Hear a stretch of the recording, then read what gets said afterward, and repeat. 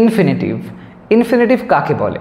Infinitive হলো সেটা যেখানে দেখা যায় টু এবং তার সাথে ভার্বের ফার্স্ট ফর্ম যুক্ত হয়ে একটা বিশেষ ধরনের ফর্ম আমরা পাই, যেমন two go, to make, to help, এরকম ধরনের, যেগুলো প্রধানত বাংলা অর্থ করলে করতে, খেতে, ঘুমাতে, যেতে, এরকম ধরনের একটা সেন্স আসে, তে বিভক্তি আসে। সবসময় হয় না, কিন্তু মোটামুটি এরকম ব্যবহার লক্ষ্য করি। এবার এই ইনফিনিটিভটার সঙ্গে যদি দেখা যায় ডব্লিউএইচ ওয়ার্ড জুড়ে যাচ্ছে, তাহলে লাইনটা কেমনভাবে হয়? আজকের আলোচনার বিষয় হলো সেটাই, কোন কোন ক্ষেত্রে এই ডব্লিউএইচ ওয়ার্ড এবং ইনফিনিটিভ একসাথে বসতে পারে, কী ধরনের মিনিং এরা তৈরি করে, সবকটা ডব্লিউএইচ ওয়ার্ডে কি একইভাবে ব্যবহার হয় নাকি এখানে ডিফারেন্ট কোনো কনসেপ্ট আছে, এই সমস্ত রকম থিওরি নিয়ে আজকে আমি আলোচনা করতে চলেছি। So hello friends, this is Amit, welcome to my channel English with Amit sir. আর আজকে আমি যেটা তোমাদেরকে ডিসকাস করব, এটার মাধ্যমে তোমরা দৈনন্দিন জীবনে অনেক লাইন অতি সহজে বানাতে পারবে। এই বিশেষ থিওরিটাকে যদি বুঝে নাও ভালোভাবে, তাহলে দেখবে অনেক স্মার্ট সাউন্ড করছো যখন লাইনগুলো তৈরি করছো, এবং অনেক বড় কনফিউশন থেকেও তোমরা বেরিয়ে আসবে। দেখো এখানে বেশ কিছু সিম্পল এক্সাম্পলস রয়েছে, সেগুলো আমরা ট্রান্সলেট করব আর কনসেপ্টটাকে অতি সহজে বুঝে নেব। প্রথম লাইনটা লক্ষ্য করো, কি বলা হয়েছে? ও বুঝেছিল কখন তাদের এড়িয়ে চলতে হবে।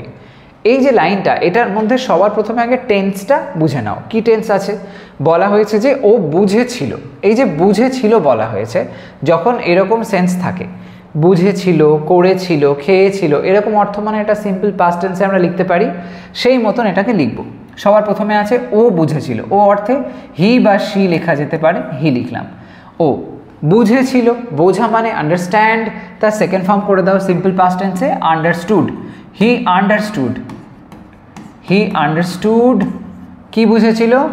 কখন তাদের এড়িয়ে চলতে হবে, কখন তাদের এড়িয়ে চলতে হবে। কখন কথাটা আছে, সেটাকে লিখে দাও মেন ভার্বের পরেই।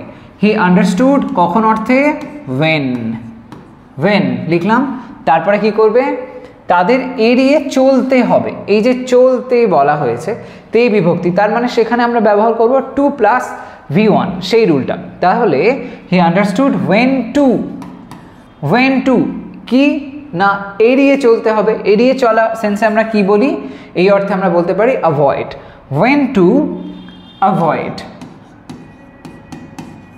কাদেরকে? ব্যাকে এসো, তাদেরকে। ওকে, তাদের। He understood when to avoid them. হলো, he understood when to avoid them. এইখানে দেখো যে কনসেপ্টটা আসলো, ডব্লিউএইচ ওয়ার্ড কি দেখলাম? ওয়েন ব্যবহার হলো, আর কি ইনফিনিটিভ আসলো টু অ্যাভয়েড। তাহলে ওয়েন টু অ্যাভয়েড, কখন এড়িয়ে চলতে, এই সেন্সটা চলে আসলো। এরকমভাবে লাইনটা আমরা অতি সহজে বানাতে পারলাম। পরের লাইনটা দেখো, আমি জানতাম কিভাবে সেই ফলাফল অর্জন করতে হয়। আমি জানতাম কিভাবে সেই ফলাফল অর্জন করতে হয়। লক্ষ্য করো, দুটো অংশ যদি আমরা ভেঙে বোঝার চেষ্টা করি, প্রথম অংশটা এটা, দ্বিতীয় অংশটা কিভাবে সেই ফলাফল অর্জন করতে হয়। এখানে একটা সেন্স এমন আসছে যে কাজটা একটা কমপ্লিশন, বা বলতে পারি কোথাও একটা সম্পূর্ণতা পাচ্ছে। এখানে জানতাম বলা হয়েছে মানে এখানে একটা সম্পূর্ণতা আসছে, কিন্তু অর্জন করতে যেই আসলো বিষয়টা, তার মানে ওখানে একটা ইনফিনিটিভের সেন্স আসলো। অর্থাৎ এই দুটো অংশ কিন্তু কম্বাইন করলে একটা ইনফিনিটিভের অর্থ নিঃসন্দেহে আমরা ইউজ করতে পারবো শেষের দিকে। তো আমি জানতাম যেই বলা হলো, তাহলে কি করব? একইভাবে হি আন্ডারস্টুড যেরকম লিখেছিলাম সিম্পল পাস্ট টেন্সে, এই পার্টটাকে আমরা লিখতে পারি। কি লিখব? আমি জানতাম, আই, জানা মানে নো, সেকেন্ড ফর্ম করে দাও নিউ, আই নিউ। আমি জানতাম কিভাবে, হাউ, ভার্বের পরেই বসিয়ে দাও ডব্লিউএইচ ওয়ার্ডটা, তারপরে লিখে দাও টু, হাউ টু, কিভাবে সেই ফলাফল অর্জন করতে হয়, অর্জন করতে হয়। তো অর্জন করা সেন্সে এখানে অ্যাচিভ শব্দটা ব্যবহার করা যেতে পারে, অ্যাচিভ। হাউ টু অ্যাচিভ কি? সেই ফলাফল। ওকে, সেই ফলাফল। তো সেই সেন্সে, সেই অর্থে আমরা দ্যাট বলতে পারি। I knew how to achieve that result, that ফলাফল রেজাল্ট হলো। I knew how to achieve that result, আমি জানতাম কিভাবে সেই ফলাফল অর্জন করতে হয়। তাহলে এখানে আসলো হাউ, ডব্লিউএইচ ওয়ার্ড, আর ইনফিনিটিভ হলো টু অ্যাচিভ। খুব সিম্পল ব্যাপার। পরেরটা দেখো, সে বুঝিয়ে দিয়েছিল সেখানে পৌঁছাতে কি করতে হবে, সে বুঝিয়ে দিয়েছিল সেখানে পৌঁছাতে কি করতে হবে। তো লেখা যাক, সেই অর্থে এখানে আমরা শি লিখতে পারি, শি দিলাম। তারপরে বুঝিয়ে দিয়েছিল, দিয়েছিল বুঝিয়ে, এরকম সেন্সে সিম্পল পাস্ট টেন্সে আমরা লাইনটা লিখবো এবং সেখানে বুঝিয়ে দেওয়া অর্থে বা ব্যাখ্যা করা অর্থে এক্সপ্লেইন শব্দটা আমরা ব্যবহার করতে পারি, সেটার ব্যবহার করব। তো শি এক্সপ্লেইনড লেখা যাক, she explained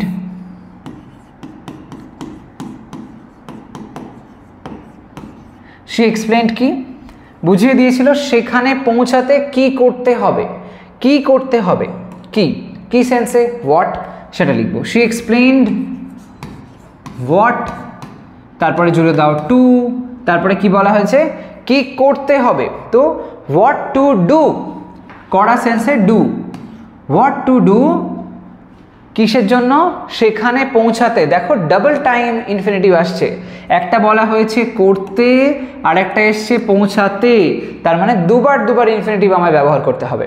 she explained what to do, what to do পৌঁছাতে, to get there, to get there হলো।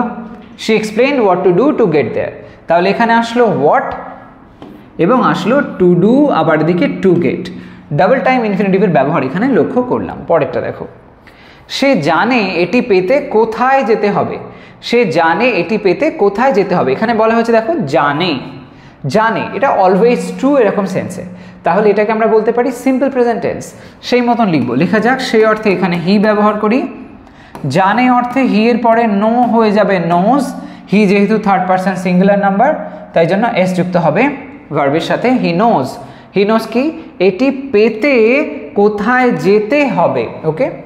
হি নোজ কোথায়, কোথায় অর্থে কি লিখবো, কোথায় অর্থে লিখবো হোয়ার, তারপরে লিখবো টু, হোয়ার টু কি, ওয়ারের পরেই যেটা অর্থাৎ কোথায় শব্দটার পরে যেটা আছে সেই ইনফিনিটিভটাকে ওটার সাথে জুড়বে।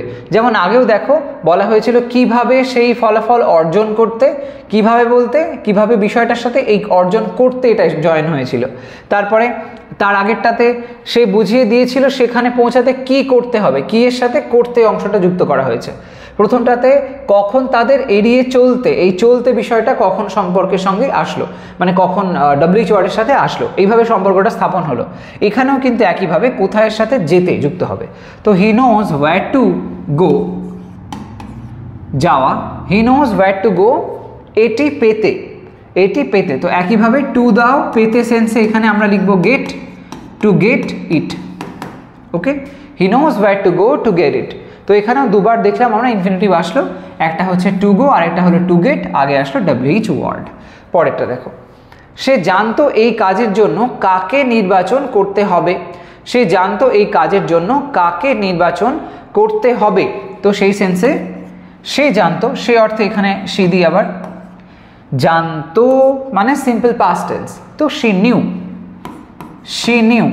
তারপরে কি, এই কাজের জন্য কাকে নির্বাচন করতে হবে, কাকে, তার মানে কাকে সেন্সে আমরা ডব্লিউএইচ ওয়ার্ড হুম বলে থাকি সেটা লিখব, শি নিউ হুম।